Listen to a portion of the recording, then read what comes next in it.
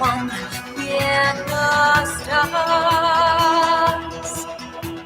Here in the spotlight, this moment is ours. No one can stop us. We're one with the stars.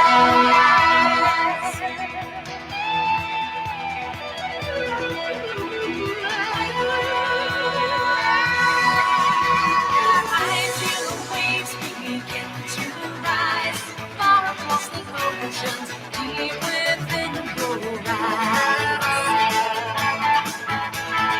Silently watching as they fall, I can see the future locked within the crystal ball.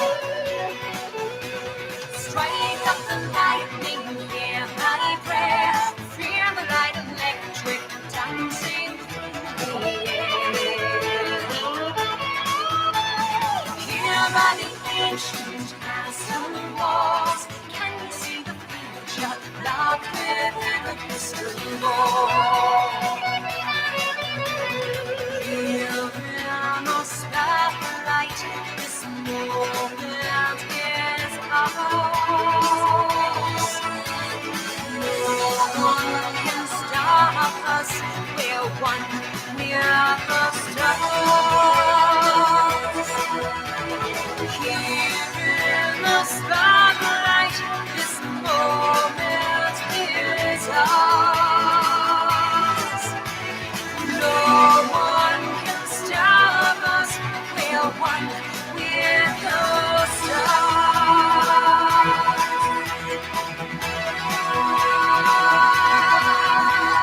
Wide by nature standing tall, all through circles they have seen it all. Caught like a ghost in yesterday, shadows down the hall are locked within the crystal ball.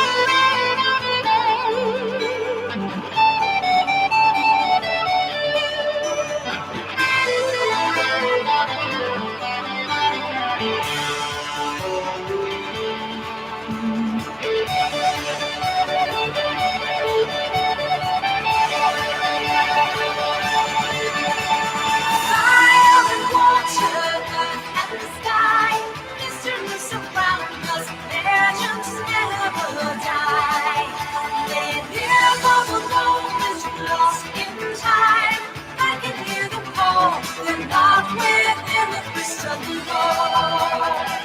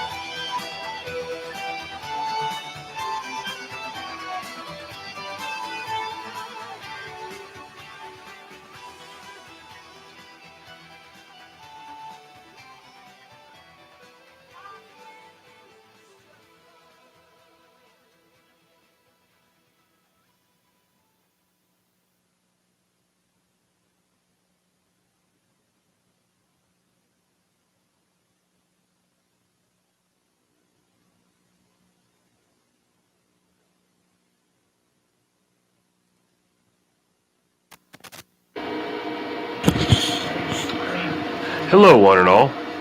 Welcome to braveheartradio, featuring the likes of him and me. And I just want to make an announcement. First and foremost, I would like to thank our new liberal overlords, and I hope they can lead us down the road to telling us how stupid and awful us rednecks are, because we're terrible people, and they need to show us and tell us and make us better. That's all. That's all? Liberal overlords, welcome. Yeah. Yeah, the music's over, but I was going by the clock there, Bob, that said it was supposed to take. But I have an official announcement.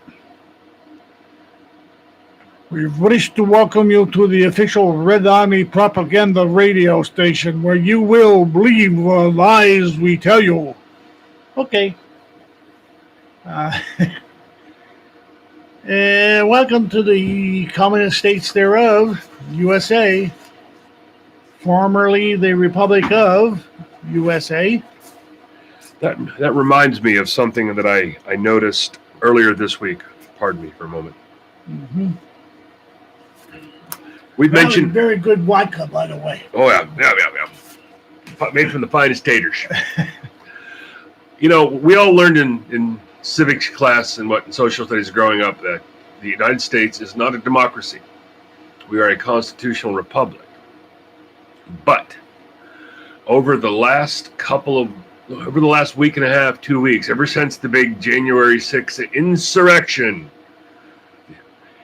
I have heard the term democracy.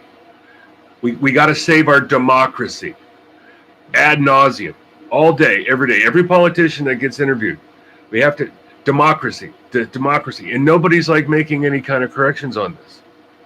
No, because they're too stupid. They believe their own propaganda. And besides that, they do not know the difference between the constitutional limited republic and the democracy. Well, I will explain it to you in real simple terms. You have two wolves and a rabbit trying to decide which you're going to have for dinner. Who do you think's going to win out? By popular vote, the rabbit is the main course. So if you don't understand that, then you're dumber than a friggin' box of rocks and you don't belong on this planet.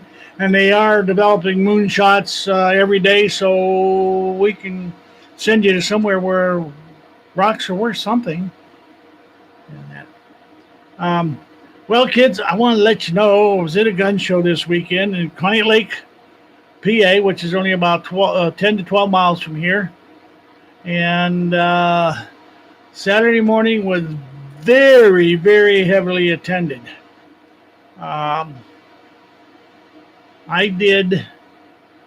They opened the doors at 8:45. They don't normally open till 9 o'clock, but they opened at 8:45 because the lines were getting big. And by 9 o'clock, I had taken in over $400. At the end of the day, I took in, roughly speaking, about $2,500. And then, of course, I have to deduct the expenses for different things, for items that I bought there and for rental of the table space and that. So we did rather well. We will now be able to pay off our car, and we will have a little bit to set aside until we can collect up enough money to pay our taxes. And I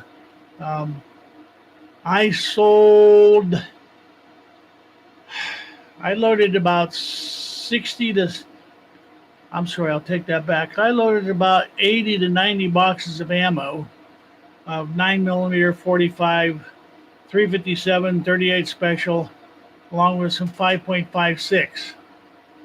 And I sold about 70 boxes of it, along with some other stuff, some knives and magazines and stuff. So it was a very, very good show. And if you were over in Cleveland and you didn't get over here to get my 9mm ammo for $30 a box, well, all I can say is Next week, I will have be at another show called Shippinsville, which is a Friday afternoon and evening show and Saturday show because it's put on by the Amish.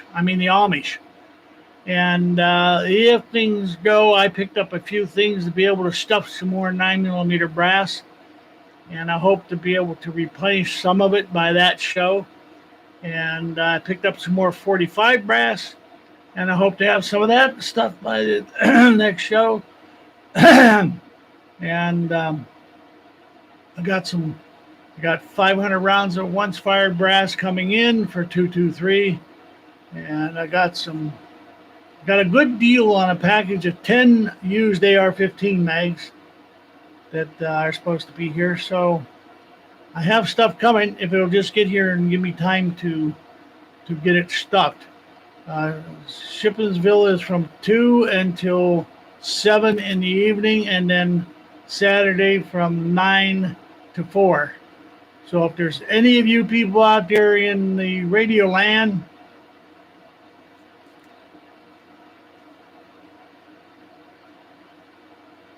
okay, Jack. Daryl, $30 a box. Fantastic. You're not price gouging. You're a hell of a man.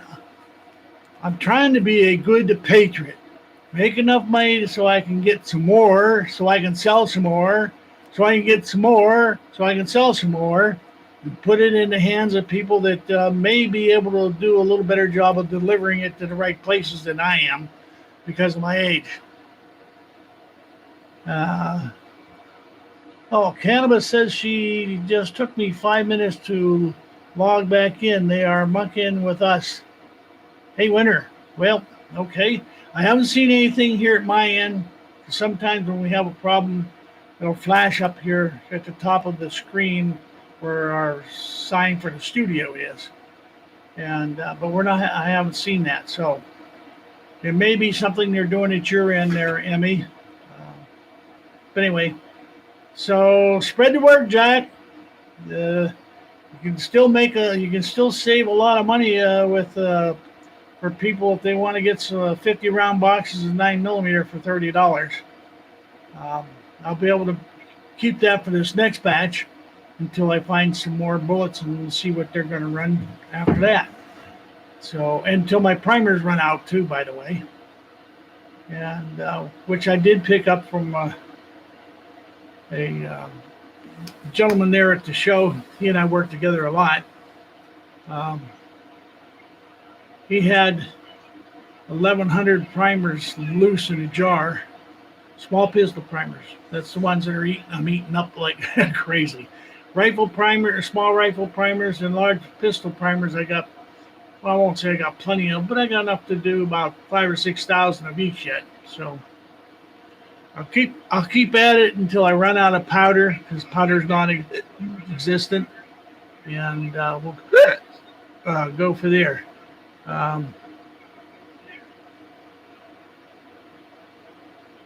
Yeah, well, you sent me an email or a note there, Jack, that they were paying, I think you said, if I remember right, $40 a box for 20 9mm reloads. You know what that works out to be in? That works out to be in $100 a box. So if somebody wanted to drive down from Cleveland and buy some that I have, I think I will be able to get about maybe 100 of one bullet weight and 200 or 300 of another bullet weight loaded before the show. And so if you want to organize a trip down Saturday morning, it might behoove you to come down, because like I say, they're paying $100 for a box of 50 up in Cleveland, and you get 50 for 30. For me, that saves $70. That's more than enough to drive down just to buy one box. Okay, so when you come down and buy 2 or 3 boxes or whatever, you're going to come out money ahead. So you think about that, Jack.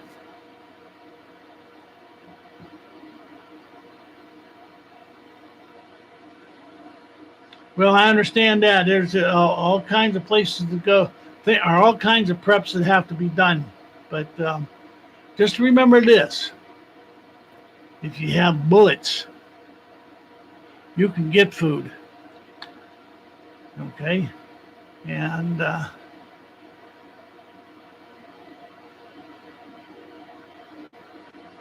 yeah, well, Cabela's is not going to stay in business if they keep screwing with the Patriot and that.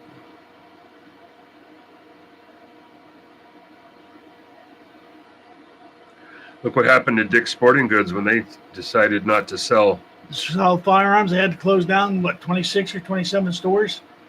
something like Yeah, that. Yahoo, that wasn't enough. And that, so, but most of them are up around the Chicago and the big titties, the big city areas. And it serves them right. And that. Well, we're not going to sell them because we want to be politically correct. You're not there to be politically correct. You're there to do business. And if you don't want to do business, well, then close down. Well, they did. And speaking of closing down business, see what the banks down in Florida are trying to do to Trump? They're canceling his accounts. Or closing out his accounts, I should say. So you know what that's telling us to do? That's telling us as patriots, we ought to find out if your bank is affiliated with that bank and go down and close out the account and tell them the reason you're doing it is because you're closing out Trump's account. So I'm closing out mine. If I want to pay bills, I'll go to the post office and buy a money order. There's alternative ways to pay bills with besides cash and check, and that's a money order. So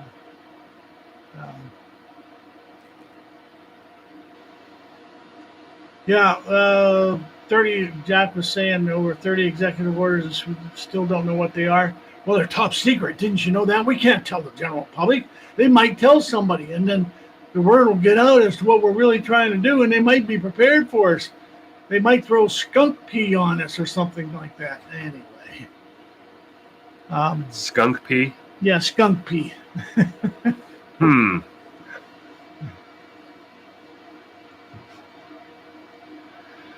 Well, that's about the size of it.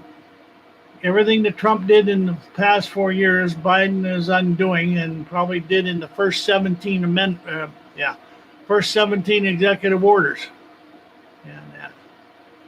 So, all I can tell you, folks, it's getting shitty out there, and I'm not talking about the weather either. I'm talking about the stuff coming from Washington.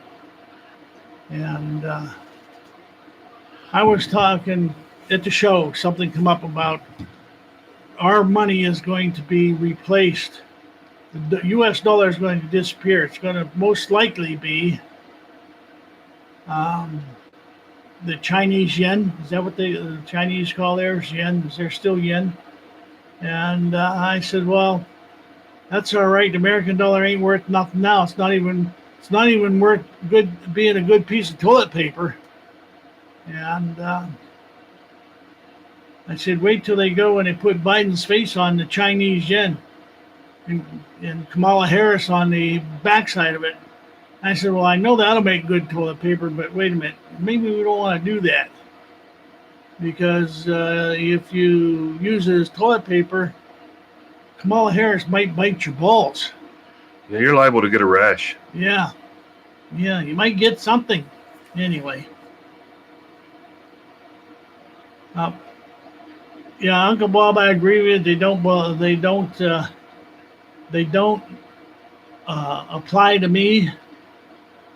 Basically, if you really want to know the truth, the way the original intent of executive orders, and you kids out there can correct me if I'm wrong. I don't know the exact years and stuff, but when Washington, D.C. was set up and they built the White House, the presidents were given executive orders, the ability to issue executive orders for maintaining the White House and ability to pay bills for the White House Okay, would I have to go to Congress for an appropriation for every damn dime?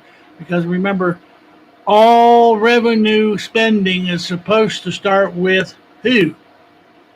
The House of Representatives. So rather than having to run to them every time he wanted to pay a bill, he was given the ability to issue an executive order to have that bill paid. Now, under the War Powers Act, which I believe came around, first one came around the Civil War time period, I'm not exactly sure. Executive orders were extended to allow the president, Lincoln, the ability to start uh, recruiting and raising and training of armies to fight the Confederacy. And it has snowballed since then. And once these political pawns get a hold of a piece of power, they never ever relinquish it. Okay, they just keep on adding to it. So I see Bitcoin screwed the Fed. Well, Emmy, that is true because I saw that story, but I also saw a story where they have traced the FBI. I didn't pull it up, but the FBI has been able to trace foreign powers paying for the incited riot down in Washington, D.C. with Bitcoin. And they named some of the countries that were involved. France, of all people. Russia, well, who was suspected that? China, our so-called friends, Biden's buddy. And Iran, of course, that's an obvious one.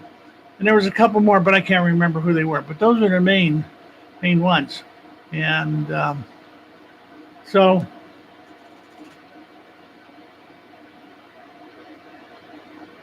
Yeah, I wouldn't even, Uncle Bob, I think there's something wrong with you. I wouldn't do her if she was the last woman on the earth. Yeah, that. I'd use Rosie Palm and her 5 friends first. No, that's Susie Palm and her 5 friends. Anyway. Yeah, so it's been a snowball thing, and every time there was a major crisis, more authority or ability to create executive orders was set out there. So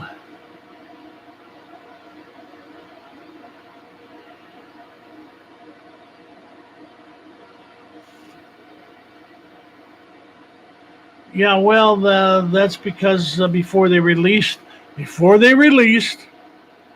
COVID-19 virus, they already had a grip on the vaccine. Okay, but they didn't tell anybody. It's like anything else out there.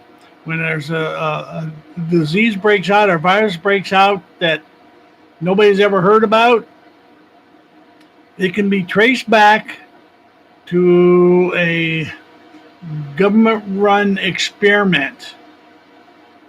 Okay, it was being tested as a biological warfare agent. So in order to find out if it's going to work, we have to release it. But in order to protect ourselves from it, to keep it from getting out of control, we got to already have that virus and antidote or vaccine for it. But we can't put it out right away because the people would get too suspicious. But here's the consequences with this coronavirus. It got beyond their control. And so they had to start releasing the vaccine as quick as they did because it got beyond their control. Another case of where the so-called smart scientists are so goddamn dumb they can't see the handwriting in the wall that they are committing genocide. That's right, I said it. They are committing genocide. Of course, that's a lot cheaper than bullets, I guess. But anyway.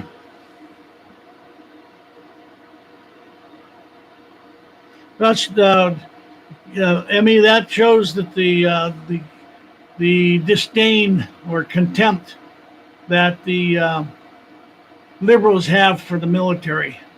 when they treated the National Guard who was down there to protect their ass like pieces of shit. And so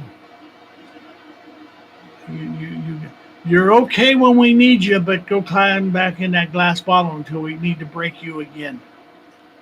And, so anyhow, I thought it was pretty horrible the way the media spun the whole racist militia, white soldier. We can't trust them. Blah blah blah. It made me think about all the times we've discussed what will happen. Okay, say for example, hypothetical situation. The military, all faith is lost in our military. And then we have another crisis, another problem.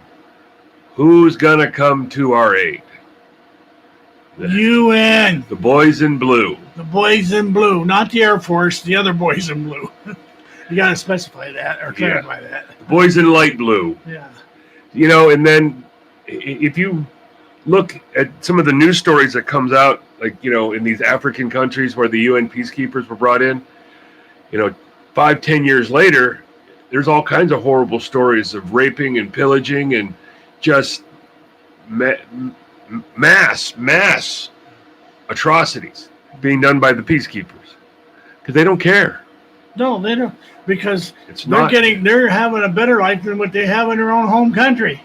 Okay, most of them are coming from third world countries, and they come to a country that's a little better educated and has a little more stuff, but then they have the dictators in charge, and they get between the dictator and the revolutionary groups, and they get better food because they are in the UN troops, and they're not covered by international law to protect the people they're there to protect from rape and murder and starvation, because they're just as guilty as the troops they're trying to stop or the people they're trying to stop. So yeah, it's going to be interesting. I firmly believe years ago I made this statement that they will come up with some reason to discredit the military so that when a crisis came up, the military would not respond or would not be able to respond because they couldn't trust the military. And as you see that here with the National Guard in this episode in Washington, D.C., they did not trust the National Guard. They had the FBI investigating the background of the National Guard troops that were coming in there. Okay, and I see here, Emmy, you said that they opened Trump opened up his hotel to allow some of the troops to stay there, but the Democrats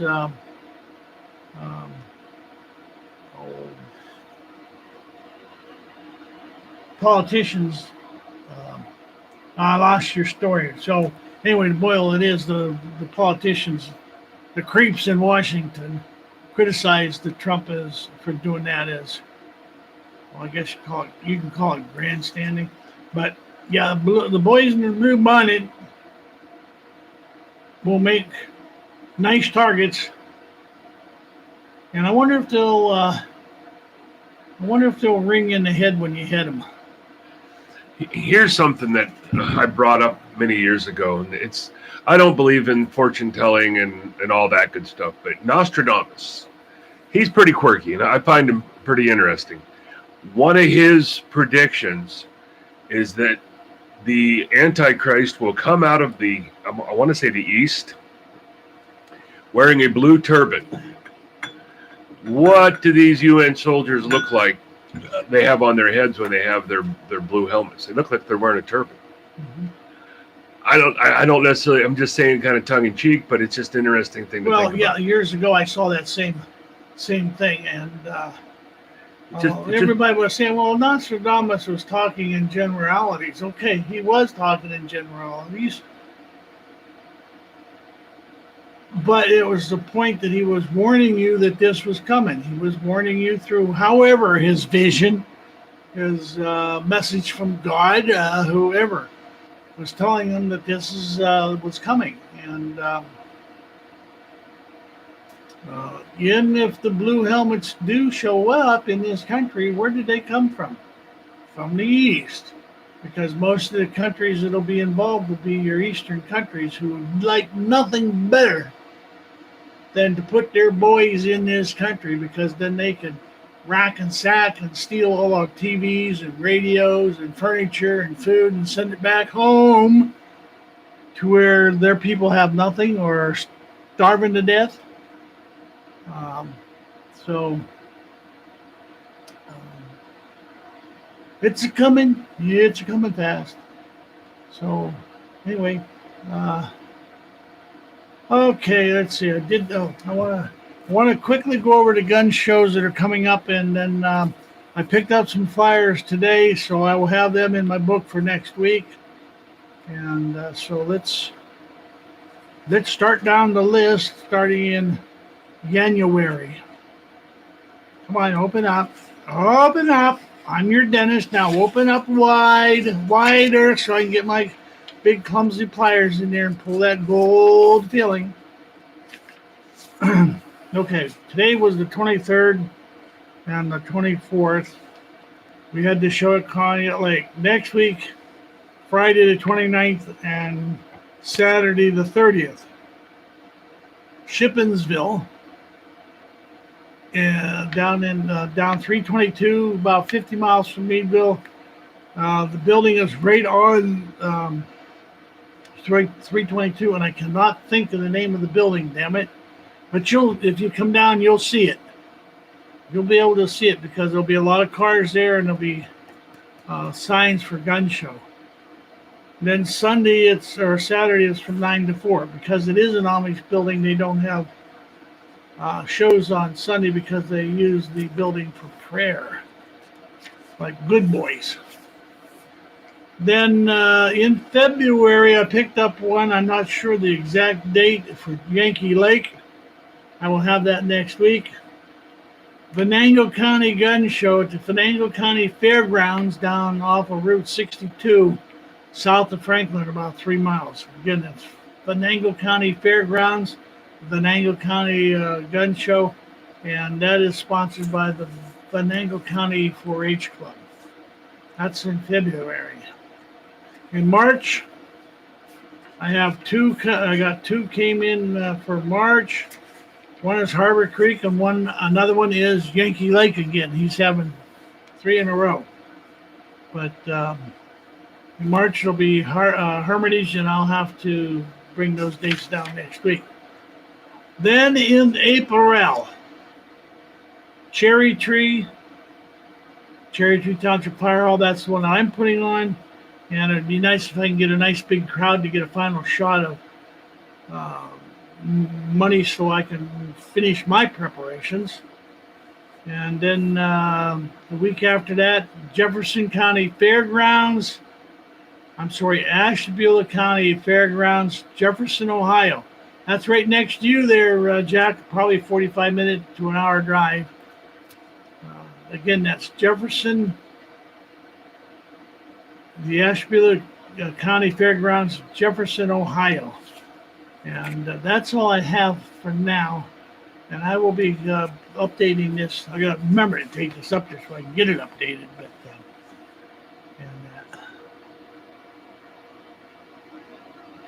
I need you to talk for a few minutes. Scott, I'm getting a little dizzy because I'm not getting enough oxygen. All right. Well. All right. On to COVID news. That sits pretty heavy with me because I've been working in and around COVID patients since the middle of October. Thankfully, the place where I work, our COVID numbers, our last update we got over the weekend, no residents and no staff tested positive for COVID. That's like the first time in months. Good. And we're not bringing near as many in from the hospital as we had in the past. And they're talking about we actually have one of almost an entire wing shut down. Oh, it is pretty much shut down except for a couple people. just because they had made that the COVID unit, and then they didn't, as people cycled through, either passed away or made it out of their quarantine period, they were moved to the step down unit. And then as they went further on into their quarantine, they moved to other units just to free up beds. So things are looking better, at least in my neck of the woods. Lots of people have been getting the vaccine, the COVID vaccine. I opted not. I'm kind of glad. Just about every person I've talked to that received it, after their first one, they had the worst they had was a sore spot on their arm, which is not uncommon. But after their second dose, which is a 2-part shot, just about every person I talked to, healthy, elderly, the whole bit, like for 24 to 36 hours, were absolutely miserable. Said they hurt everywhere. They diarrhea, their temperature was spiking, they were sick, and they just, getting out of bed was a chore. So, I mean, that, far be it for me to talk out of turn, but that does not seem like something I want. I mean, I've heard other stories from like around the internet where people got the second shot and they were, a little sore for a day, but that was it. So who knows what's going on? I don't think there's enough studies have been done to say I'm not taking it because I don't want to pump that junk in my body. I want to know. I want to see what's going to happen. And they forced this out way too quick, and it made me nervous. With that being said, California pauses large batch of COVID vaccines after multiple allergic reactions. All right, this was published on January 19th. California state health officials have recommended pausing the use of a batch of Moderna COVID-19 vaccines after a San Diego vaccination site observed a few suspected allergic reactions to the jab. Fewer than 10 people sought medical care after getting vaccines from Moderna. Lot 041L20A at Petco Park in San Diego last week, the California Department of Public Health told KSWB-TV. According to them, our goal is to provide the COVID vaccine safely, swiftly, and equitably, Dr. Erica Pon, California's state epidemiologist, said in a statement recommending providers use the administration of the batch of vaccines. A higher than usual number of possible allergic reactions were reported with a specific lot of Moderna vaccine administered at one community vaccination clinic.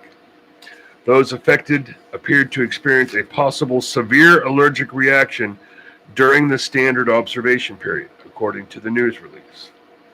Out of an extreme abundance of caution and also recognizing the extremely limited supply of vaccine, we are recommending that providers use other available vaccine inventory and pause the administration of vaccines from Moderna lot 041L20A until the investigation by the CDC, FDA, Moderna, and the state is complete, Pan said.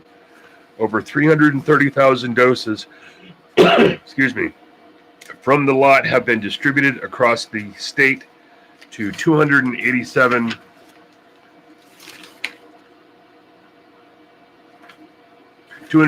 providers. I lost a word. Moderna said in a statement to KSWB that it is unaware of comparable adverse events from other vaccination centers which may have administered vaccines from the same lot. The vaccination site at Petco Park opened on January 11th, and healthcare workers in the Phase 1A tier of California's priority list were able to receive the jab. The entire lot of doses is under investigation. A few vaccine trial participants who had cosmetic facial fillers experienced side effects from the Moderna vaccine, the FDA previously reported. This is not the first instance of people being hospitalized after receiving the vaccine. I'm not going to go into it too much farther than that. They started getting kind of technical in their terminologies. But yeah, I mean, People Well, get Norway came out about the same time and put a stop to the inoculation of their people because they had 46 people die or 26 people die. 23 died, and 13 of them were in long-term care facilities. Yeah. And then I just see today, just before coming down to the show here, after I got back from the gun show, a California man died within hours of getting the vaccine. And so the same old story goes, kids. They are killing us off. They're committing genocide. And I have a couple. I have a story here that is quite interesting. I hadn't realized there were that many states were that way, and more states are considering joining them. So I'm going to read this story. Like a good old communist Buddha-head, I'm going to read you the story. I'll tell you a lie, and you will believe it. Republican lawmakers. This is off of where did I get this? Newsmax.com. I gotta remember to give them the plugs. Written by Lindsay Whitehurst. Republican lawmakers in several more states want to loosen gun restrictions by allowing people to carry concealed firearms without having to get a permit, continuing a trend that gun control advocates call dangerous. Dangerous to who? Okay, 15 states already allow concealed carry without a permit. Repeat that. 15 states already allow concealed carry without a permit, and lawmakers in 9 others have proposed allowing or expanding the practice. GOP governors are backing the changes in Utah, Tennessee. Another bill expanding permitless carry in Montana has passed the state house. Most states require people to do things like get weapons training and undergo background checks to get a permit to carry a gun hidden by a jacket or inside a purse. Groups like the National Rifle Association state lawmakers who support gun rights argue those requirements are ineffective and undermine Second Amendment protection. The proposed changes come after gun sales hit historic levels this summer, reflected in the FBI background checks amid uncertain and safety concerns about the COVID pandemic. The struggling economy, and the protest over racial injustice. Since then, a violent mom of George Soros and the other commies stormed the White House. Against the backdrop, the efforts to loosen concealed carry requirements are frightening trend for Sharon Watts, founder of the gun control group Moms Demand Action. It's dangerous to allow people to carry hidden, unloaded handguns, possibly without a background check or training, she said, adding that the annual rate of aggravated assaults with firearms has increased 71% in Alaska since the state became the first to allow concealed carry without a permit in 2003. The proposal in Utah would allow any U.S. citizen 21 and older to carry a concealed weapon without the now required background checks or weapons course. This bill does allow gun owners who want to carry a concealed weapon out of state to get a permit to do so after background checks and safety courses. Newly elected Governor Spencer Cox has said he supports the idea in contrast to his predecessor and fellow Republican Gary Hubert, who vetoed a similar bill in 2013. And, supporters of the change argue that the other states' laws against such things are as felons having guns and anyone carrying a firearm while intoxicated are enough to ensure guns are used safely. It's bullshit. Okay? It's bullshit. If a person is drunk and he wants to piss around with a gun, he's going to piss around with a gun whether he's drunk or not. It's not going to deter him. And the felons, convicted felons, if they want a gun, they can get a gun. They can get a gun easier without a background check than we can with a background check. Of course, I can't have one, so anyway, you can. I have the right to protect myself. The Constitution says we have the right. Why are we putting a barrier for law-abiding citizens, said Representative Walt Brooks, Republican lawmaker sponsoring the bill that's got an early nod of approval from the House committee Friday. The software company president has represented the rural southern Utah for about 4 years. Well, I don't need to go on into that anymore. I don't believe you got the idea. We got doctors who are saying that they don't like the idea because people get injured every day. If it isn't one thing, it's something else. Okay, we have more people getting killed in automobiles than are being killed by firearms. We have more abortions happening every year than the people getting killed with firearms. But yet, you damn assholes allow the abortions to go on. Okay, and the government pays for that. The government is paying for genocide. Okay, and I'm sorry, I shouldn't have got whatever. Got a little out of control, a little feisty because it's pissing me off. It just pisses me more than that. I read part of an article earlier this week. It was regarding that AOC, Alexandria Ocasio-Cortez, AOC, one of the squad members, and she was being interviewed, and they were asking her why she didn't participate in any of the inauguration celebration after the inauguration itself. And her response was, because there were so many Republican GOP senators trying to carry guns, she was afraid for her life. She's scared for her life that she's going to be murdered by one of her fellow GOP congressmen. That shows a lot. I mean, where? You hear on the news all week, last 2 weeks, about these racists and neo-Nazis that attacked the Capitol. Yeah, I saw some rebel flags, and I saw a lot of stupid people there. But they should not be allowed. They being the news media and these politicians should be held accountable when they make these kind of broad, sweeping statements. Well, what has happened? The news media is no longer, the reporters are no longer reporting the news. Okay? They're interpreting world events, so us laymen can understand. They are editorializing.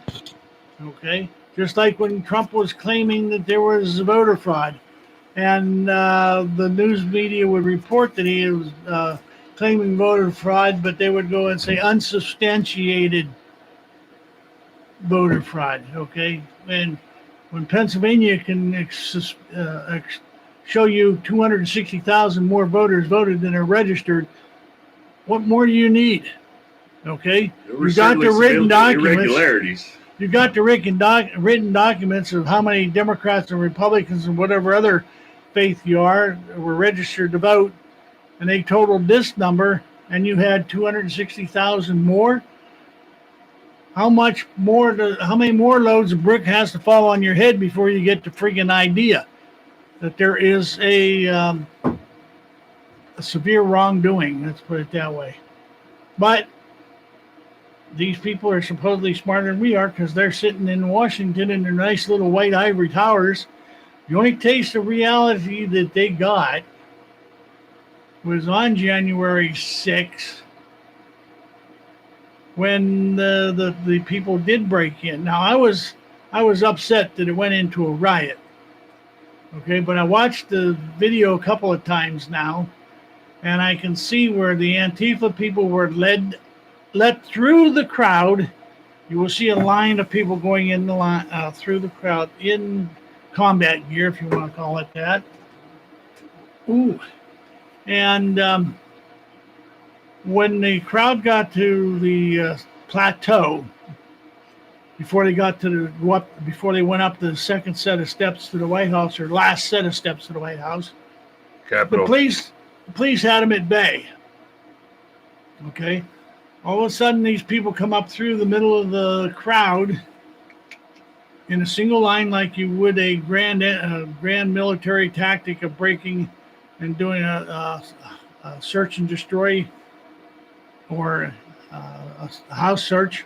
Okay, serving a warrant where they come barging in 10, 12, 20 of them at a time. They came up through there. When they got to the front of the line, the police line opened right up and moved back up the steps and let them go free. Okay, right then and there, that shows you that this was a planned event. The only good thing about it was when they did break into the Capitol, or the Senate, the chambers, the senators finally got a taste of reality, and they didn't like it. Okay, now, because they have tried to screw us for so many years, the people finally, again, they were provocateurs, finally made a point. But now we're going to pay for that point that was made, because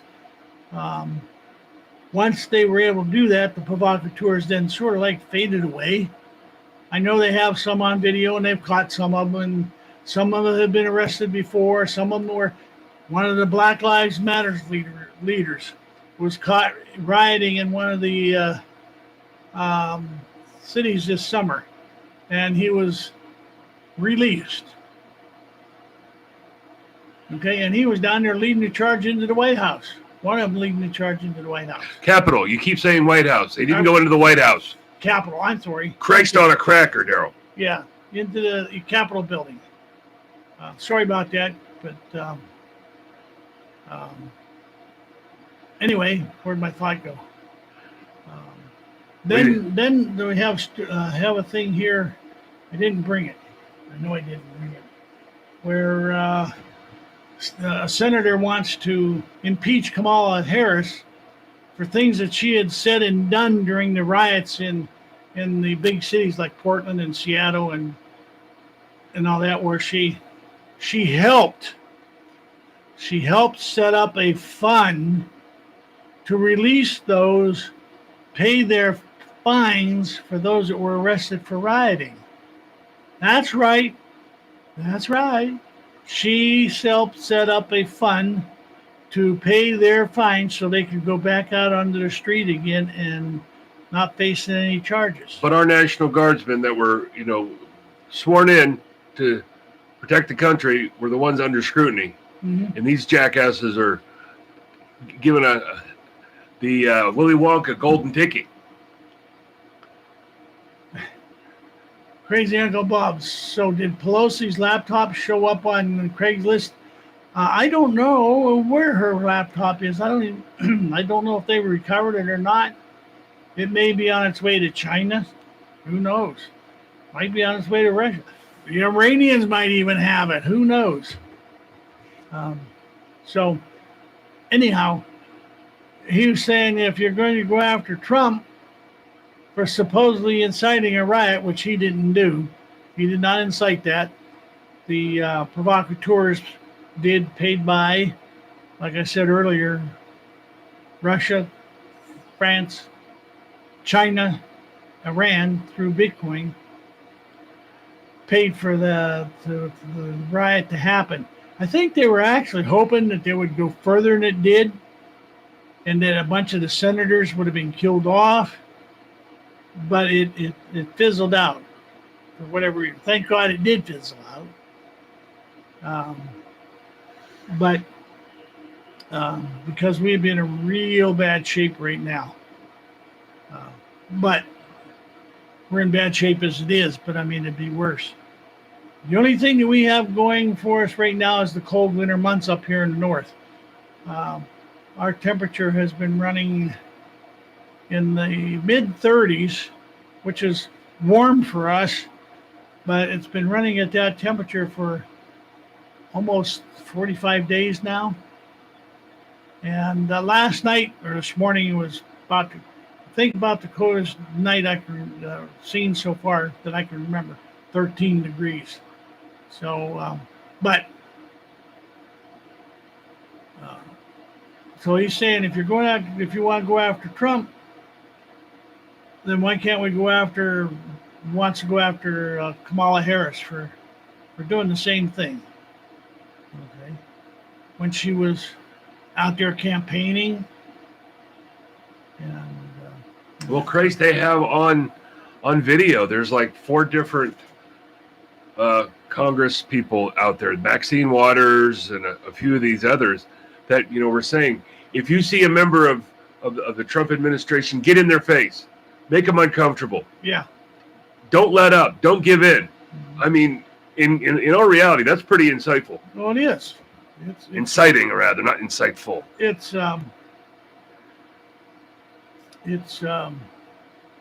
taunting or whatever you want to call it, hoping that you will cause a reaction, and then you can. Oh, he was such a violent man. I was just telling him, and he got violent. Not my fault. I'm innocent. I'm perfectly innocent. I didn't taunt him. He just lost his temper and just kicked the shit right out of me. Well, look what happened to, what was it, Senator Rand Paul. His neighbor tackled him off his lawnmower and broke like 3 ribs or some shit. Oh, yeah. I forgot about that. Well, sure. when we come back, we're going to take a break. I didn't get any music set up, so I'm not going to really worry about any for break here. But I have a couple of things that I want to relate, and we'll go on from there. Okay, kids, we're going to take about a 5 to 7 minute break so I can rest my voice. And we'll be back shortly.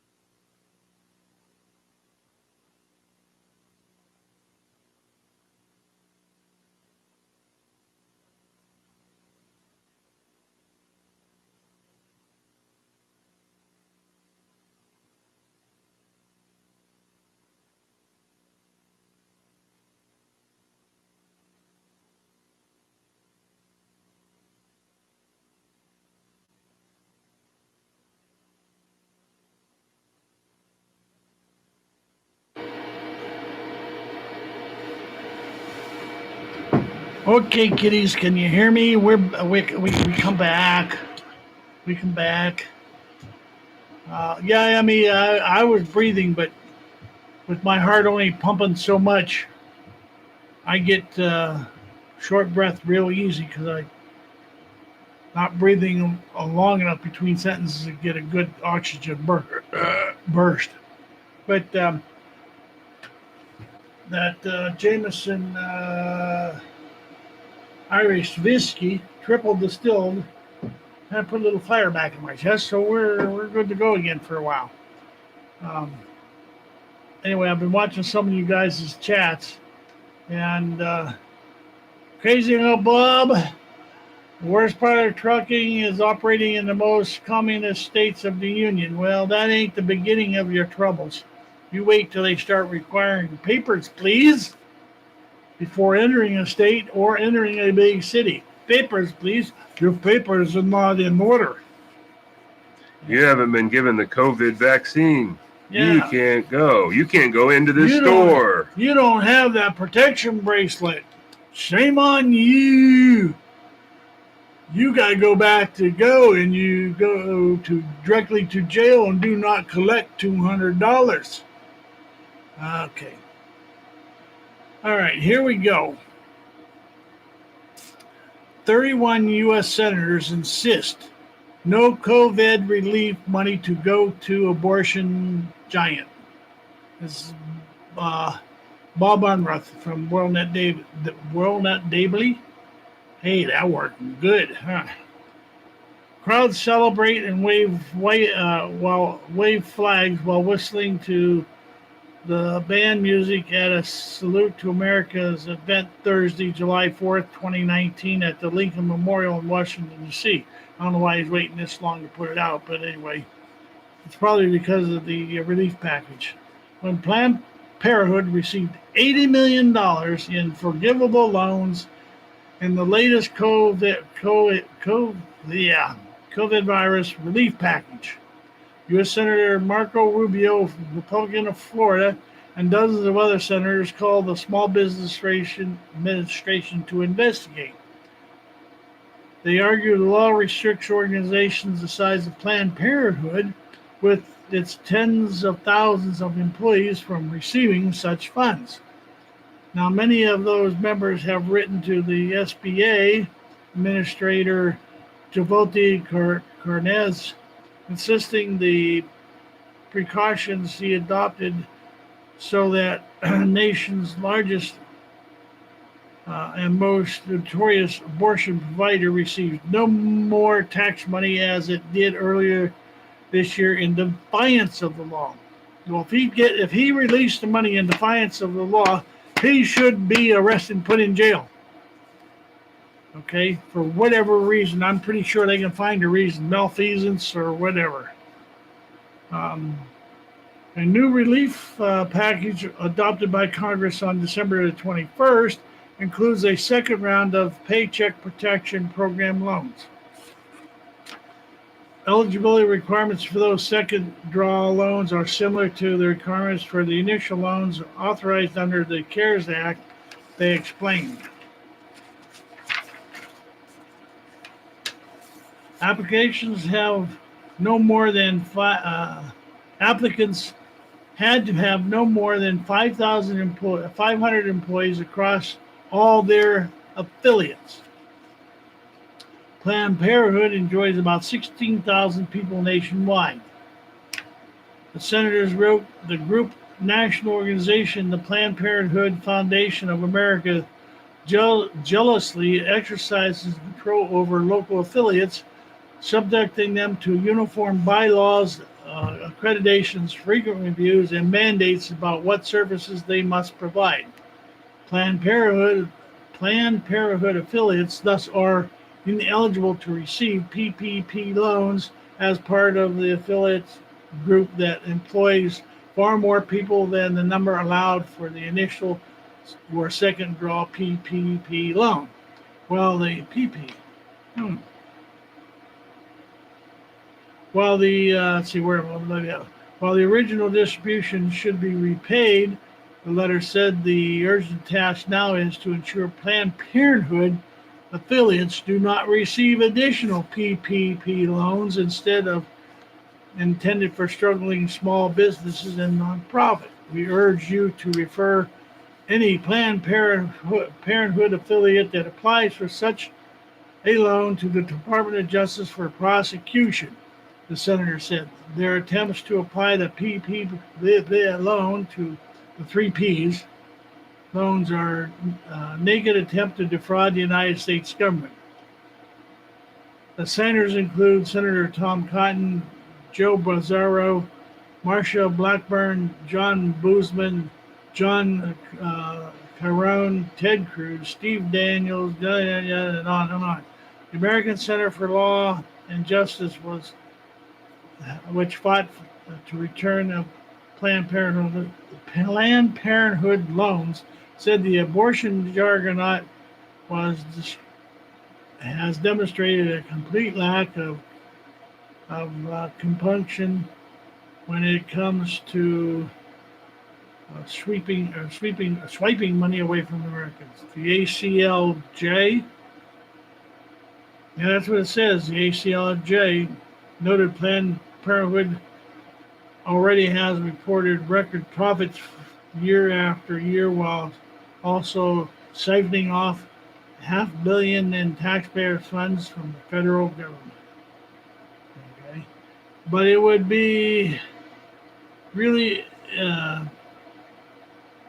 But would we really expect anything less from the organization that we told you didn't hesitate to kill over 345,000 innocent babies in its last reported year, breaking its own record?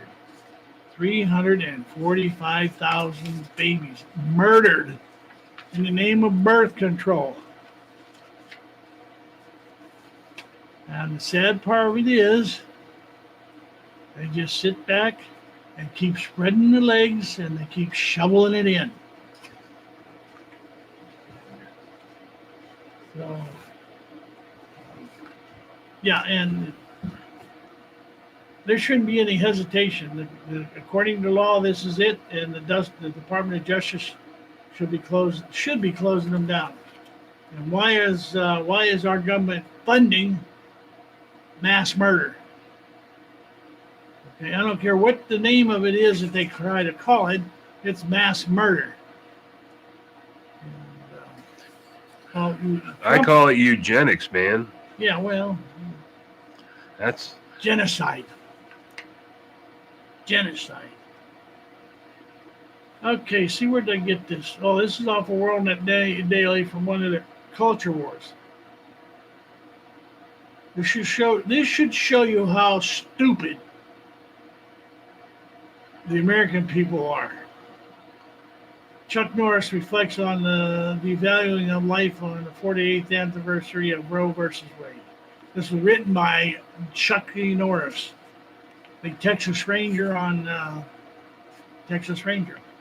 This Friday, January 22nd, marks 48 years since abortion became legal across the United States.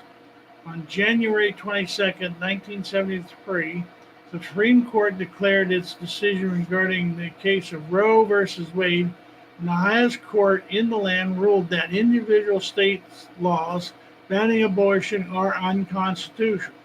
From that point onward, abortion on demand was legalized in all 50 states. 11 years later, on January 13th, 1984, gee, where did I hear that year before? Anyway, President Ronald Reagan issued a proclamation designating January 22nd as the first National Sanctity of Human Life Day. Ever since, tens of thousands of churches continue to recognize the third Sunday in January as the day to commemorate the high volume of human life from the womb to the tomb. It's staggering to think that since 1973, over 62 million Americans have lost their lives in a womb due to being aborted or terminated by the parent. Think about that, 62 million. You go back and you look at the history of the World War II, if I'm not mistaken, the death rate among civilians, not including the soldiers, was around 50 million. 50 million. Okay. In war. And here we are, we're not in a state of war. Well, we are in a state of war. We're being invaded by babies, so we got to kill them. As long as Americans are relearning how to respect and get along with one another and even agree to disagree agreeably, maybe it's high time we and relevant the worth, reevaluate the worth we give to the voice in wombs to tombs. Whenever it is, whether it's in the U.S. Capitol or cities across every state of the Union, we shouldn't justify violence to humans outside the womb or inside the womb. Instead, we should esteem all life from conception to grave. It is crazy sometimes that modern humans value over human life. Case in point, plastic straws. 2020 Agus Reid poll asked 1,528 Canadians for their moral perspective on the wide variety of issues. Among the findings, while 51% thought that using plastic straws is always or unusually morally wrong, only 20% thought the same of doctor-assisted dying, or just 20%, and just 26% for abortions. As a Reform Perspective News put it, so someone might have had their elderly mother euthanized or had their unborn baby aborted, but they feel like a good person since they used a bamboo, not plastic straw. I am missing something. Am I missing something?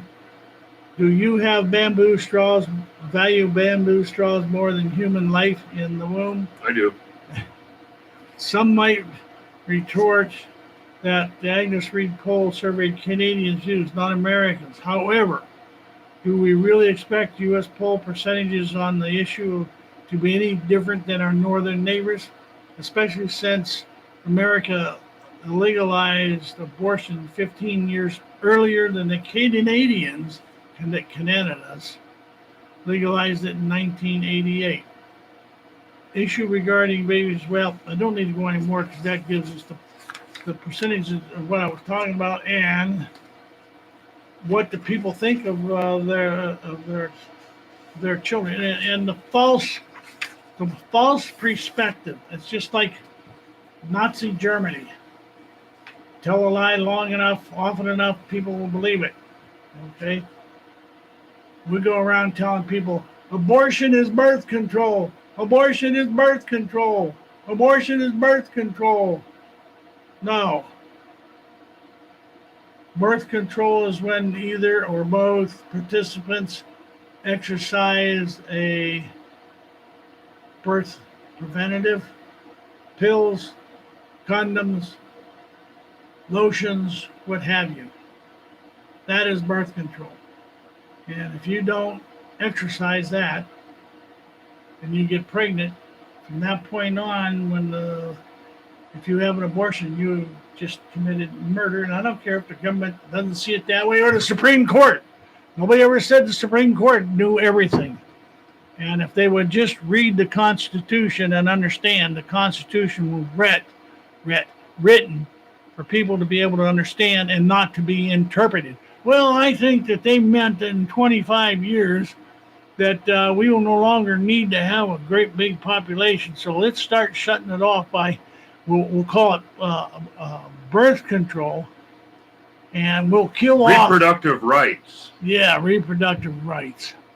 Yeah, we always got to put that college name in there for something. It's like domestic engineer for a housewife.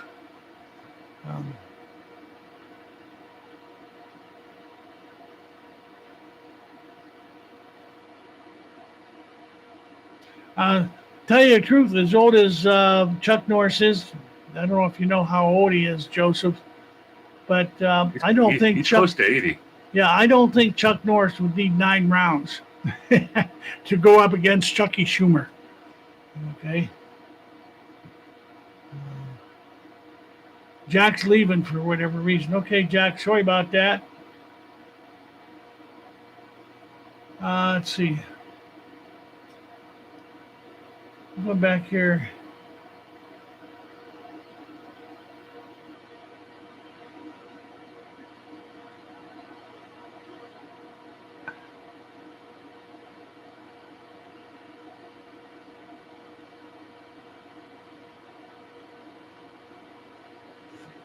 Okay, Jack had to go to do some unfinished business, I guess. So anyway, goodbye, Jack. We appreciate you being there.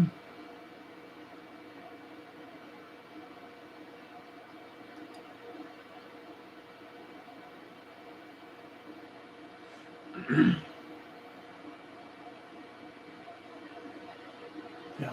So anyway, we're getting some interesting comments back, and you wanna?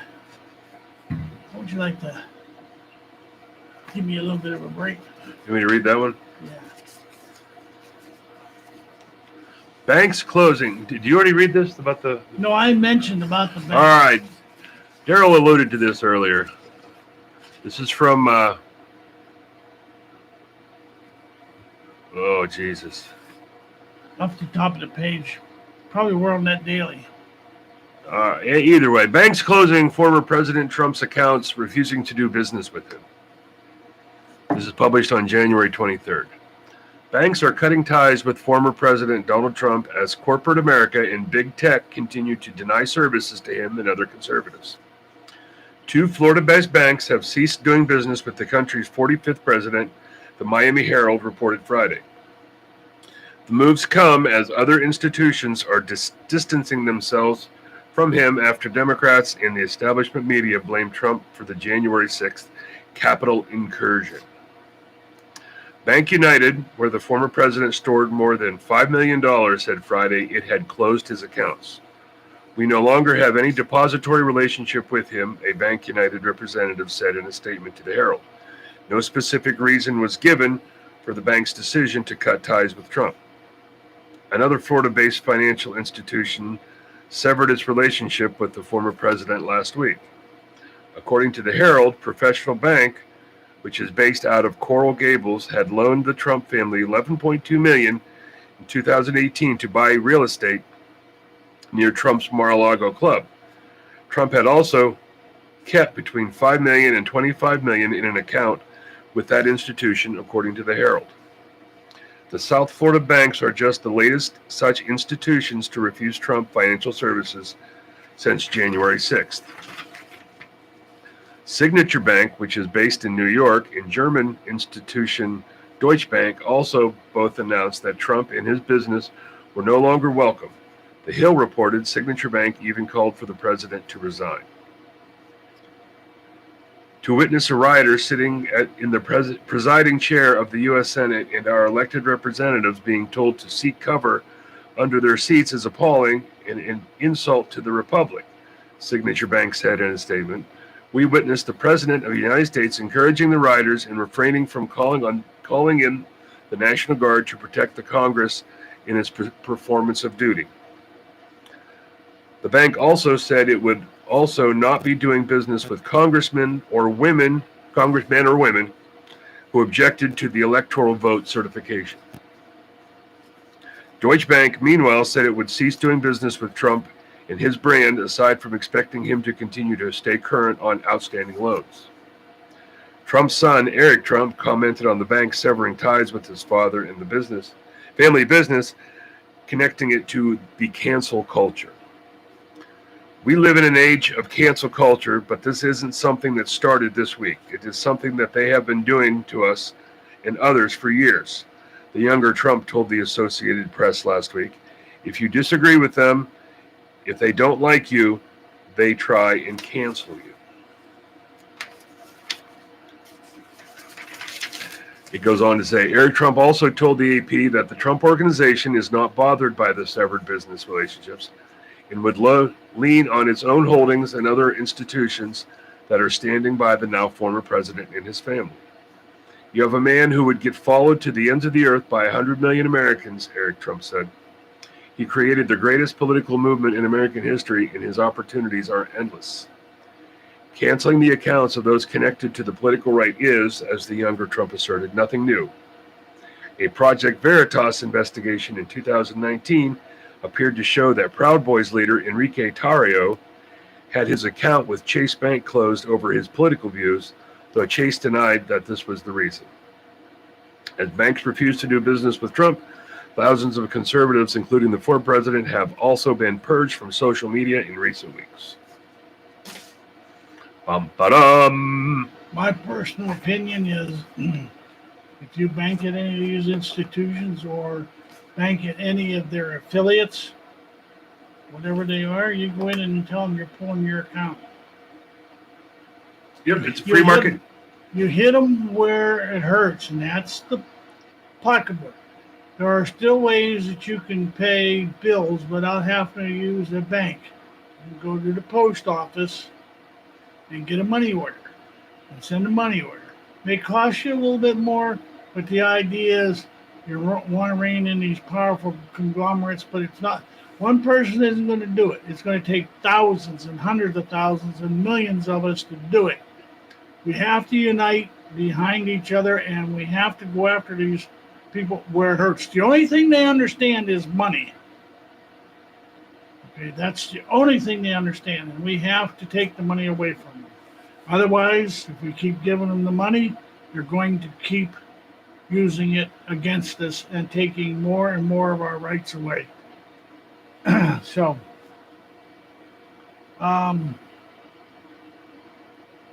yeah, I have no bank account either, other than a checking account, so I can send bills. As far as I know, my bank is not affiliated with any of them. It's a small bank on its own, standing on its own. But anyway, gosh.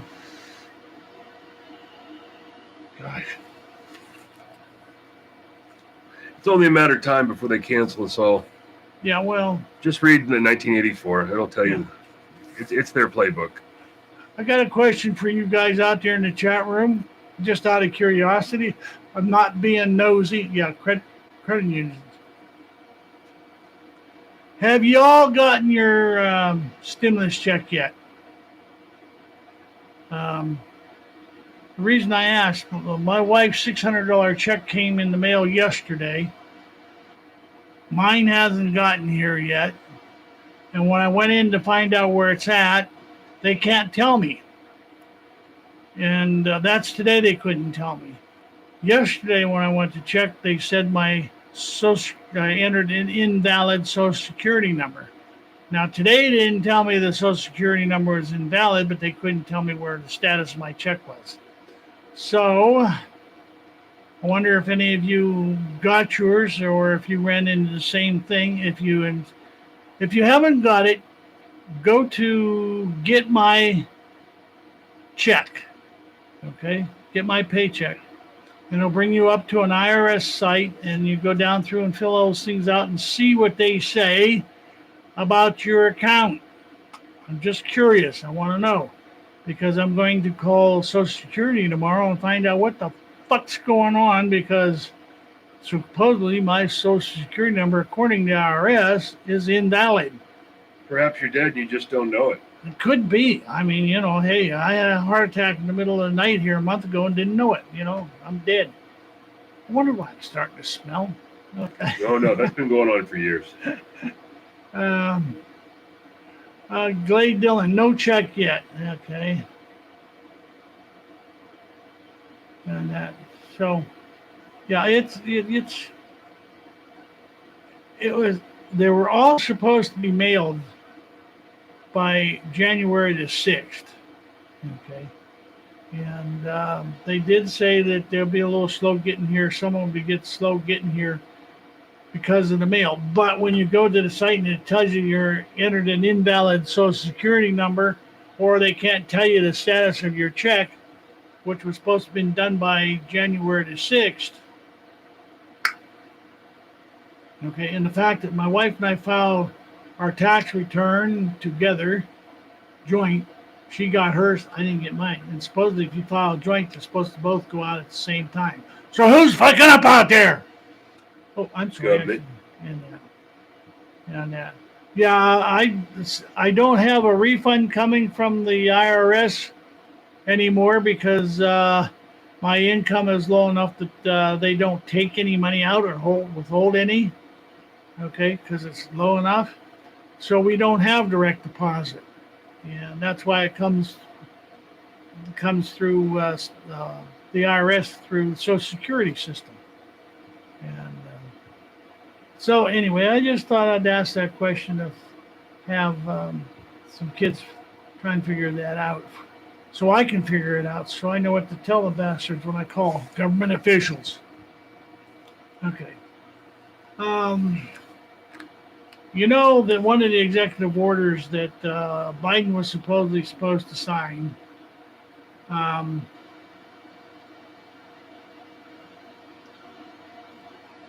was to stop the building of the wall. And there were some other things that were supposed to happen. I don't think they're going to dismantle anything that's been built just yet, but I think that's coming if they were in there long enough. Okay.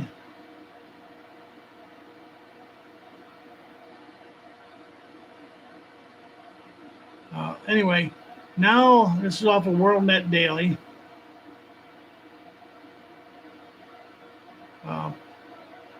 U.S. News Center. Now Democrats are in favor of walls. This is by Artmore, published January the 18th. So here we are, just about 6 days later. I got this, must have been the beginning of the week. Democrats have fiercely opposed President Trump's initiative to build a wall on the southern border to help enforce immigration laws. But at least one party member thinks a permanent fence around the U.S. Capitol building is a good idea. In other words, we are going to create the new American Kremlin. Instead of being red, though, it will be white. A bill proposed by freshman Representative Richie Torres, Democrat of New York, another Democrat, directs the architects of the Capitol to design and install an appropriate fence around the perimeter of the United States Capitol.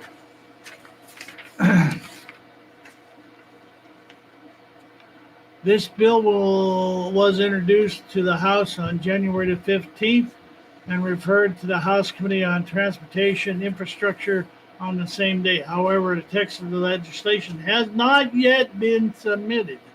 Probably because they don't have the plans to know what type of fence they're talking about putting up. Is it going to be a see-through? Is it going to be a solid concrete wall with gun towers put in each corner? Torres, a former New York City council member, said he intends to review the Capitol Gateway Plan, a previously rejected security proposal to encircle the entire Capitol grounds with a permanent secure fence, the Jewish Insider reported. Torres said he got the idea after January 6th riot at the Capitol when he read a Jewish Insider interview from former Senate Sergeant-at-Arms Terry Gaynor, who spearheaded the Capitol Gateway Plan. I never thought as a newly sworn member that I would live with a violent insurrection against the Capitol, Torres told the Jewish Insider. Compared to the White House,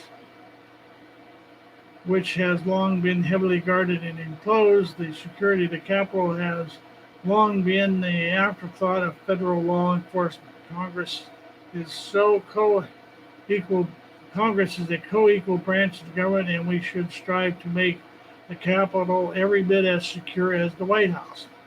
We have to ensure the Capitol is secure in time of sedition, he said. We're not in time of sedition. We, the people, are not declared war on the Congress. Congress, the government, has declared war on us. The Bidens, the Pelosi's, the AOC's, Kamala Harris, Bernie, and Soros, and a host of others. Torres said that after Inauguration Day on Wednesday, the crisis of violent white nationalism that Trump has unleashed will remain a threat. If you saw the picture of what this guy looked like, you'll understand where it came out white nationalism. Okay. House Democrats regularly block funding for the border wall and duel the administration when Trump uses national emergency declaration to divert $3.6 billion in unspent military construction funds to the project. Among the response of the Democrats to Trump's border wall initiative was a lawsuit filed by the House in April of 2019 to block federal funds. Democrats contended the president's emergency declaration was invalid, insisting there was no crisis on the border. However, Border Patrol officials at the time said the border crossing was crossing by families and dramatically surged in the previous months, exceeding their capacity to hold illegal immigrants. 1 week ago, President Trump visited Alamo, Texas to celebrate the 450-mile new wall construction. He announced another 300 miles of wall were under construction or pre-construction. We inherit a lawless border, Trump said. We fix it and secure it. He warned Joe Biden that if his policies are reversed, it would trigger a wave of immigration, which it already has. If you've seen any of the news, there's 4 or 5 caravans.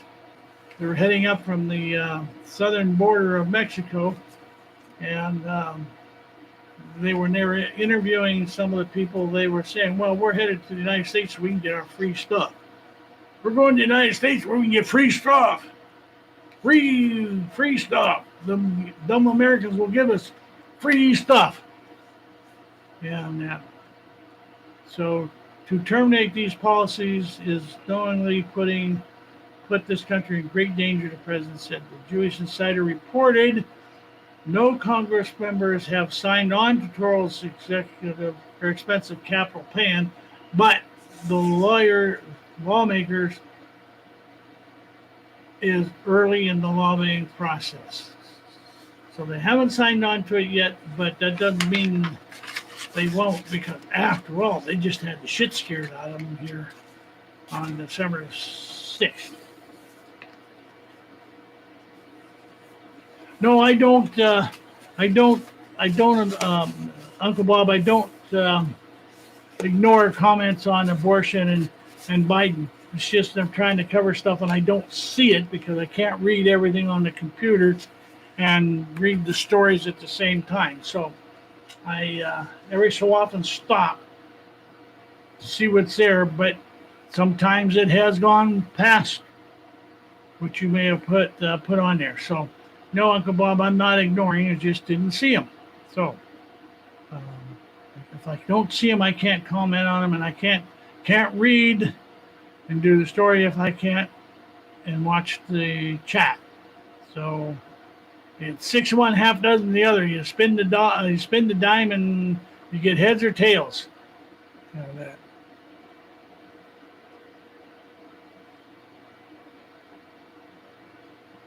So okay.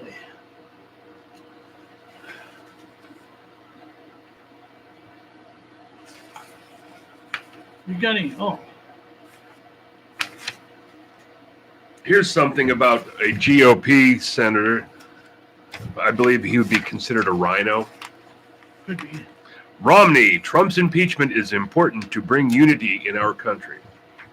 Senator Mitt Romney argued on this week's broadcast of Fox News Sunday that the impeachment against former President Donald Trump would bring national unity. Anchor Chris Wallace asked, Senator, do you support holding this impeachment trial? And what do you think the rules should be on the length of the trial and whether or not to call witnesses?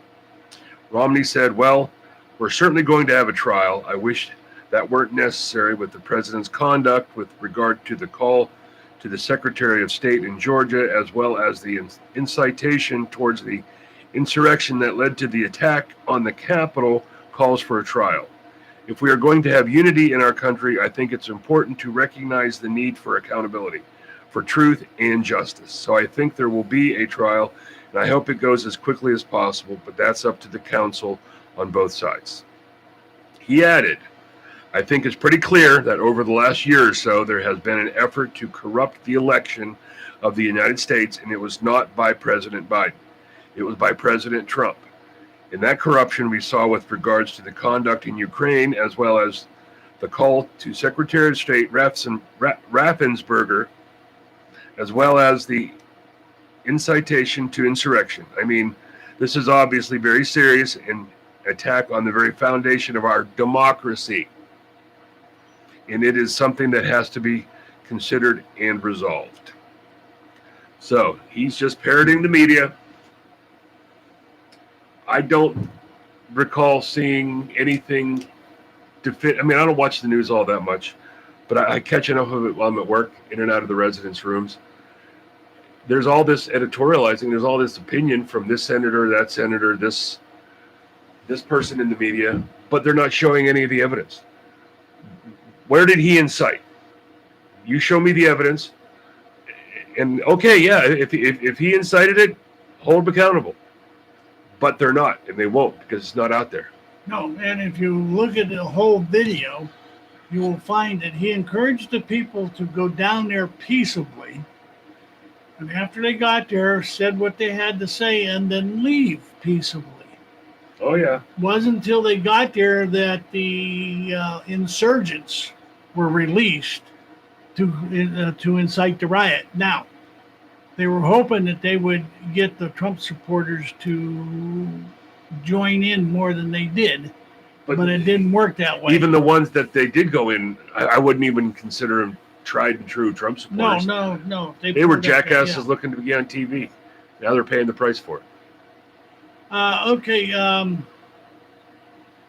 guys, you were saying you got to have live chat to see all the things. I have live chat, and I see all those things there when I'm looking over at it. But when I'm reading, I can't look over at it. So, I'm not defending myself. I'm just explaining. Can't be two places at one time. So, there we go.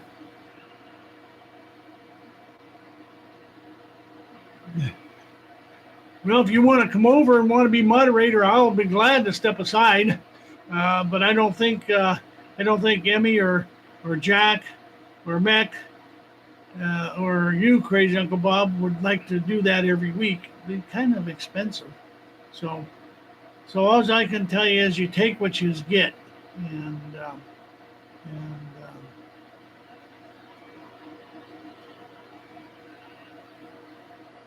so anyway, I was concentrating and I lost my train of thought. See what happens when I do look, I lose my train. Okay.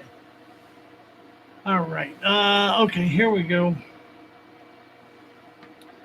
Texas files first major lawsuit against Biden administration. Texas, and this is off of Newsmax. Texas sued the U.S. government for ordering a halt to most deportations of undocumented immigrants. The first major lawsuit challenged President Joe Biden's policy just 2 days into his term, and a likely sign of what's to come from other Republican-led states.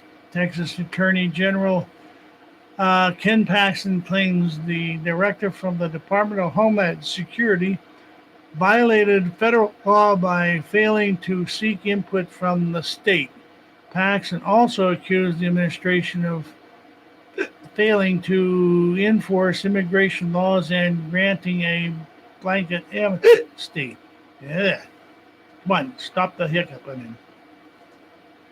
On its first day in office, Biden administration cast aside congressionally enacted immigration laws and suspended the removal of illegal aliens whose removal is compelled by those very laws. Paxton said in the complaint filed Friday in federal court in Victoria, Texas, in doing so, it ignored basic constitutional principles and violated its written pledge to work cooperatively with the state of Texas to address shared immigration enforcement. The suit highlights the clash between Biden's pledge to reverse the effects of Donald Trump's former administration, to clamp down on people in the U.S. illegally, and reporters who want to continue these policies. Biden plans to eventually offer a path of citizenship to almost 11 million undocumented immigrants in the U.S., which will likely trigger additional litigation. Paxton, who is under federal investigation for bribery and abuse of power, allegations made by former aides, led a failed legal challenge by Republican attorneys, Attorney General, that sought to prevent Biden from taking office based on bogus allegations of election fraud. In his new lawsuit, the Texas official claims the current administration is failing to remove immigrants even after they have had full and fair hearings. The Constitution controlling statutes and prior executive pledges prevent a systematic change in this country's immigration laws merely by memorandum. Paxton said in the suit, the Department of Homeland Security press office declined to comment and refer questions to the White House.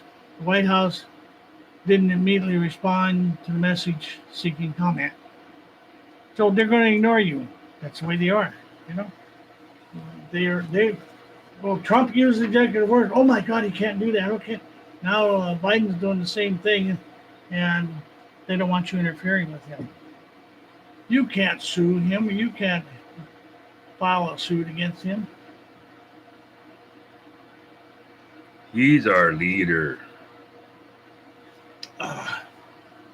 What was that you said, my lad? I said he's our leader. We can't say anything bad about him. Yeah, Duke.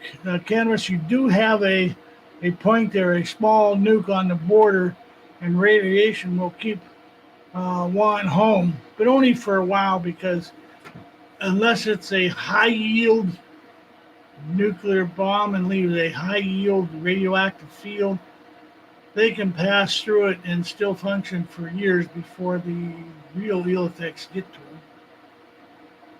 Okay? Nuclear weapons aren't necessarily always high yield. That's so that they can use the territory after they've destroyed all the buildings. So,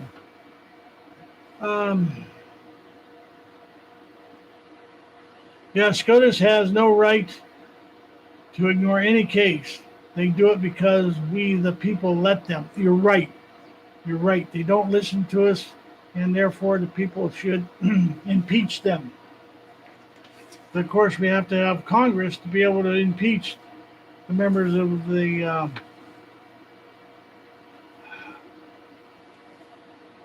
what was I going to say? Supreme Court.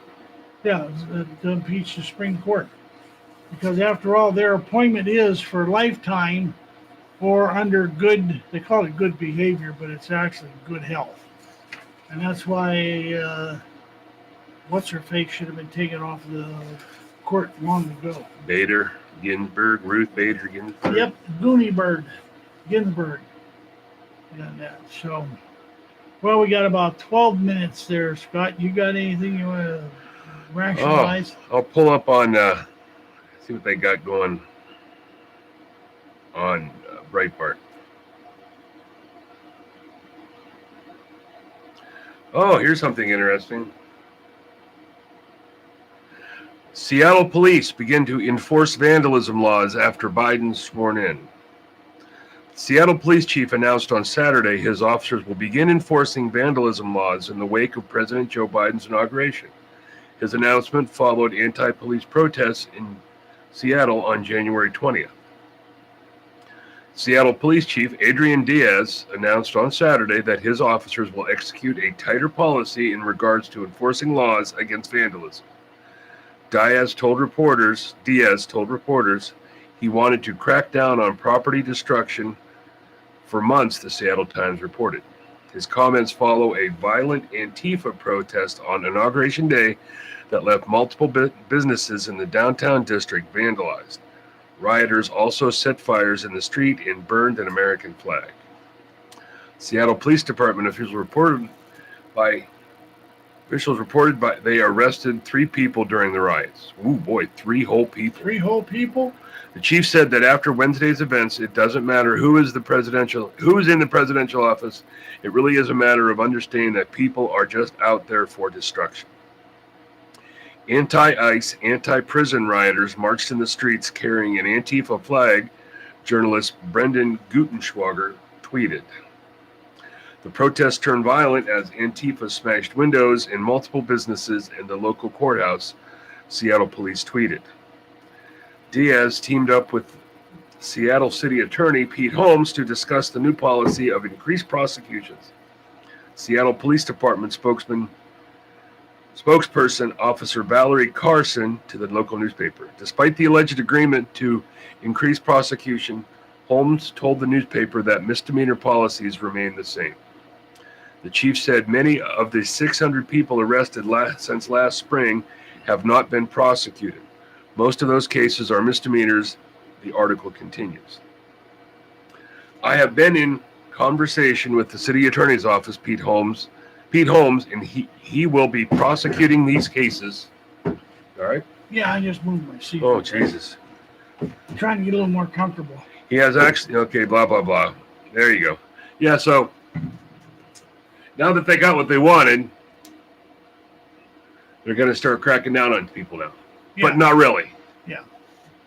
Well, that goes along with what I was saying earlier about Kamala Harris helping to set up a fund to bail the demonstrators out of jail and not charge them. So now that they are done with the brown shirts, the black shirts are coming in and are going to eradicate the brown shirts. Okay. I was looking at watching a video the other day on YouTube. Maybe it was yesterday at the gym. Apparently, some leaders of the BLM movement are all torqued off at the Biden administration because, like, for the last 32 days, they've been trying to get a meeting with the president and the vice president, and they have had 0 replies, no response. They're done with them. They used them.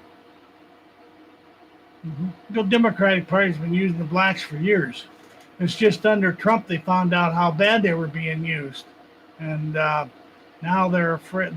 They don't want to go back, and I can't blame them. I don't want to see them go back under the Democratic control like they were, being Democratic puppets. And all right, I remembered something I wanted to bring up. Make it quick. A college friend of my wife's lives over outside of Cleveland. He's a black guy, big black family, large black family, yada yada yada. And they were just talking about this, that, and the other. And so, like, she's like, "So what's going on over your way?" She's like, "Oh, all of us black folks are hiding because we're being told white people are mad that black folks are the reason that Trump lost." It just got me thinking. You know, I pay attention to all kinds of wacky conspiracy stuff. And I've never picked that up anywhere, that anybody is blaming African Americans for the loss of Trump. And so it got me thinking how the news is put out in his area that he watches and he reads versus what we're seeing in our area.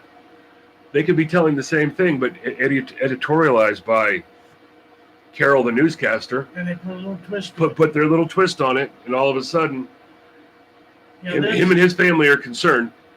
Yeah. He has right to be concerned because of the way the news media is twisting things. But that was my impression. Yeah. He didn't say any of the stuff that I was saying. I know, but even if he didn't say it, he should be thinking it, and he should be concerned because of the way the news media is twisting things and trying to imply that because of the African American vote that Trump lost the election. No, it's not because of that.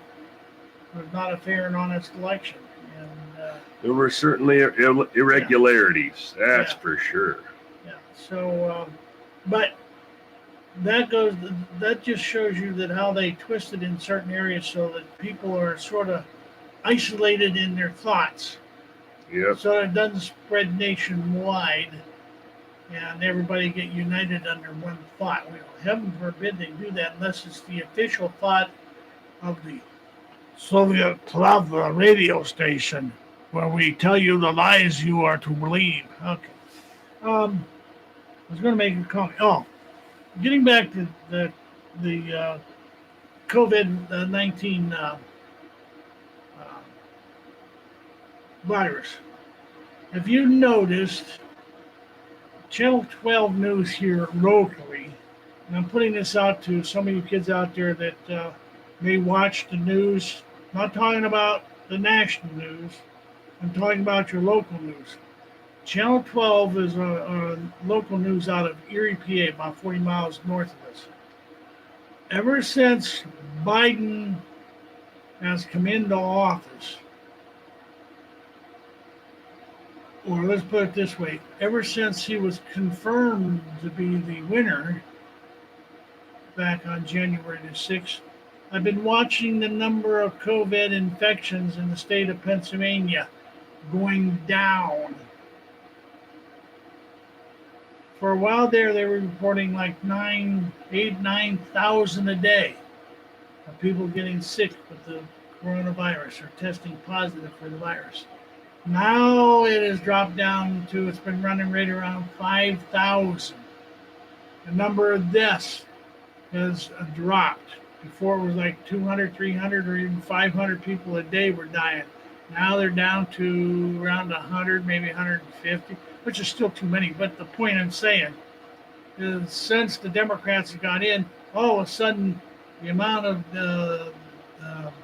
infection, deaths, and what have you, and hospitalizations in Pennsylvania are down from what they were. And now I know in California they got a whole separate set of conditions there, and that's mainly because of it being the state that it is, and the size of the population, and the quality of the people that live there. I won't go any further than that, but just like Trump said, one day this virus is just going to plain disappear. And now it's funny that coincidental that the Democrats have taken control and power, and the number of people with the conduct or getting the illness has started to drop. And like I said, in Pennsylvania, we were getting 8,000 or 9,000 a day, up to 10,000 a day. Now all of a sudden it's down to like 4,000 or 5,000, and that. So I still ain't got it. G.I. Joe said, "Yeah, I'm only 100 miles west of Philadelphia, but far enough to no longer receive the TV with the digital upgrade regionalism. Also, the CDC has recognized that the RT-PCR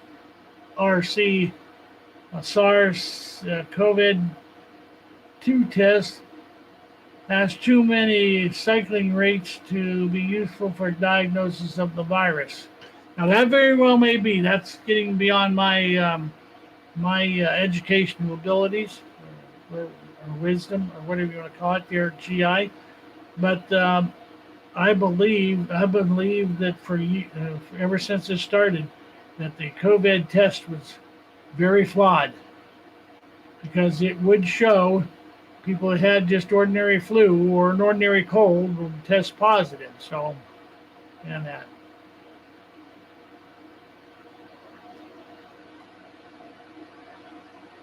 So, okay, well, that leaves us, say, 2 minutes here. Scott, got nothing to say? Nothing to say. Nothing to say? I've said all I can say. You've said it all. I'm getting another tattoo worked on tomorrow, so I'm all excited. Oh, okay. Well, kids, we will see you, or we will talk to you next Sunday night, Lord willing, the creeks don't rise. I won't be going to a gun show that weekend, so I should not be so tired. Or I shouldn't say that. I won't be doing the gun show on Sunday, so therefore I shouldn't be so tired and whipped by the time they do the radio show. So at that point, kids, I'm going to say goodnight, and we will see you next week on the same bat channel, same bat time. And good night, kids. And we are gone. My Peter stain.